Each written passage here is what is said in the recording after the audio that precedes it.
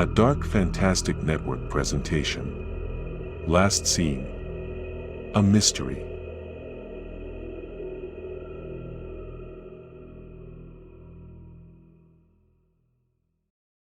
Ever since she was a little girl, Michelle had always looked up to Lara. Lara was 3 years older than Michelle, an eternity when Lara had been a teenager and Michelle just a kid in 5th grade.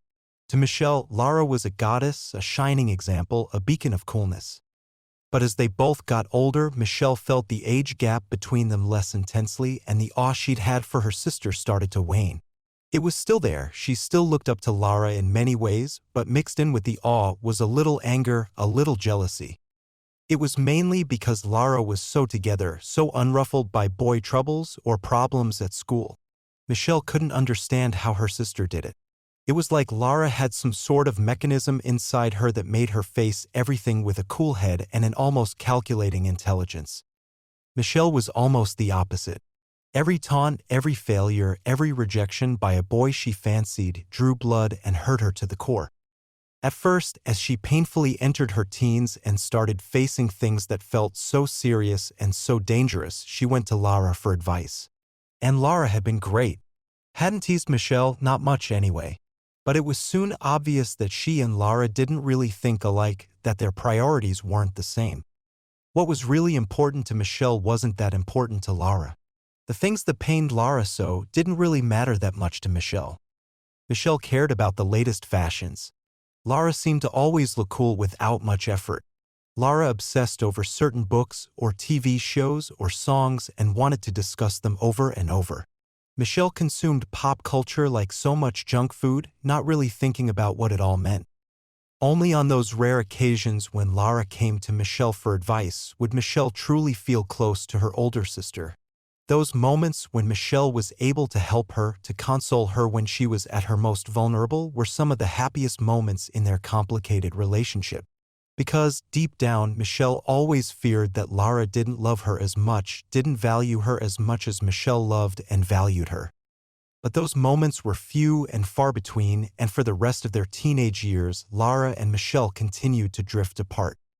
Now, Michelle was nearing the end of her 20s and Lara was just entering her 30s, yet the gap between them, both emotional and philosophical, had grown even bigger. You couldn't put your finger on the exact moment they became almost strangers to each other, but it had happened nonetheless. Both had left home. Lara to a successful career in business and an acceptable love life. Michelle to a series of dead-end jobs and immature boyfriends. The last she'd heard, Lara was in a serious relationship with George Cooper, a schmuck Michelle vaguely remembered from high school who was now a super successful businessman and who had his fingers in everything from hotel chains to big tech. Michelle, on the other hand, had gone from working at a bookstore for less than a year to bagging groceries in Chicago to finally waiting tables in New York. And it was her grueling stint as a waitress that had served both as the final straw and as the first step towards something new. So she'd come back to her hometown, the city she'd sworn she'd leave behind for good. Because she had a dream. And unlike all her past dreams, all unfulfilled, this one had captured her imagination the most and played on her desperation with a merciless persistence. She was going to make it in the movie business. She knew it. She didn't exactly have the looks or any kind of artistic inclination, but the whole thing fascinated her, had been constantly on her mind since a friend of hers in New York, an aspiring actress the same age as Michelle, had talked to her about it. Michelle wasn't really interested in the artsy side, the acting classes, and the film schools. She thought she was better suited for the business side of things. What got her was the energy of it all, the camaraderie. And she felt that if she got her foot in the door, she would make it and maybe she would never be restless or lonely again. She knew she needed to get to Los Angeles.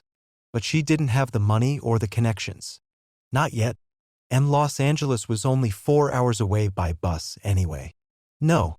She would get her bearings, network a little, and see where it all took her. She'd already met Rachel, an aspiring actress with energy to burn, and they'd become fast friends. Rachel would show her the ropes, would help her learn the ins and outs of the movie business. So, Michelle started watching movies and TV shows with a new perspective, paying attention to dialogue, obsessing over lighting and costumes. And for the first time in a long time, she sensed she was at the right place at the right time. And then she'd felt it. A presence. At first, she thought she was imagining it, that her stressed mind was playing tricks on her. But the feeling grew. At night, wherever she was, he would be there, close to her, but not close enough to see. She'd told Rachel, but Rachel had laughed the whole thing off, told Michelle she was either imagining it or she should be flattered that she had a stalker, a taste of things to come if she made it in this business. Michelle had laughed right along with her, had tried to take the whole thing in stride. But his presence grew stronger, felt closer. And then, one night, she saw someone standing still, around the corner, leaning against a streetlight. A man in black. Then, a few nights later, she saw him again, standing there, at the bus stop near her place. Always dressed in black. Always with his back to her. Standing still. But tonight, after the party, as Rachel walked ahead, Michelle decided she would go to him. She would face him. Because she wanted to know. Wanted to understand why she wasn't afraid, why she had this need to see his face. And she followed him deeper and deeper into places she didn't recognize. And when they were finally alone, he turned around.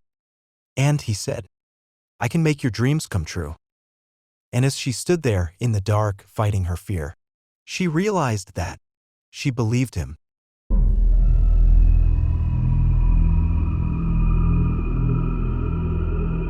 This has been Last Scene, a mystery.